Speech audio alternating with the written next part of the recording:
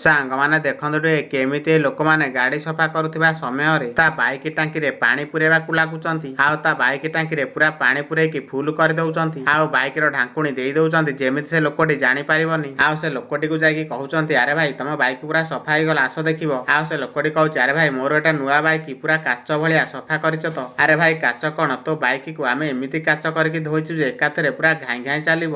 ଆଉ ସେ ଲୋକଟି ପୁରା ଖୁସିରେ ତା ଗାଡ଼ି ପାଖକୁ ଚାଲି ଯାଉଛି ଆଉ ଯେତେବେଳେ ଗାଡ଼ି ଉପରେ ବସିକି ଷ୍ଟାର୍ଟ ମାରୁଛି ଗାଡ଼ି ଜମାରୁ ବି ଷ୍ଟାର୍ଟ ହଉନି। ଆଉ ସେ ଲୋକଟି କହୁଛି ଶଳା କଣ ଷ୍ଟାର୍ଟ ହଉନି ବେ ମୋର ତ ଏଟା ନୂଆ ଗାଡ଼ି ଶଳା ଧୋଇକିରି ମୋ ଟାଙ୍କିରେ ଆଉ ପାଣି ଫାଣି ପୁରେଇ ଦେଇନ ତ। ଆରେ ଭାଇ କିଏ ଜାଣିଛି ପଶି ଯାଇଥିବ ଆମେ କଣ ଆଉ ଜାଣିକି ପୁରେଇ ଦେଇଛୁ କି। ଆଉ ସେ ଲୋକଟି ଯେତେବେଳେ ଗ୍ୟାରେଜ କୁ ଆଣିକି ଗାଡ଼ି ଦେଖଉଛି ତା ଟାଙ୍କି ଭିତରେ ପୁରା ପାଣି ଫୁଲ ହେଇଯାଇଛି। ଆଉ ସେ ମେକାନିକ ଟି କହୁଛି ଆରେ ଭାଇ ଏମିତି ଗାଡ଼ି କୋଉଠି ଧୋଇଲ ଯେ ଶଳା ଧୋଇ ଧୋଇକା ପୁରା ଟାଙ୍କି ଫୁଲ କରିଦେଇଛନ୍ତି। ଶଳା ତ ଗାଡ଼ି ଧୋଇ ନାହାନ୍ତି ବେ ତତେ ଭଲ କି ନାମ ଦେଇକି ଛାଡ଼ିଛନ୍ତି। ସାଙ୍ଗମାନେ ଆପଣ ମାନଙ୍କର ଯଦି ନୂଆ ବାଇକ୍ ଅଛି ତାହେଲେ ଗୋଟେ ଲାଇକ୍ କରିଦିଅନ୍ତୁ।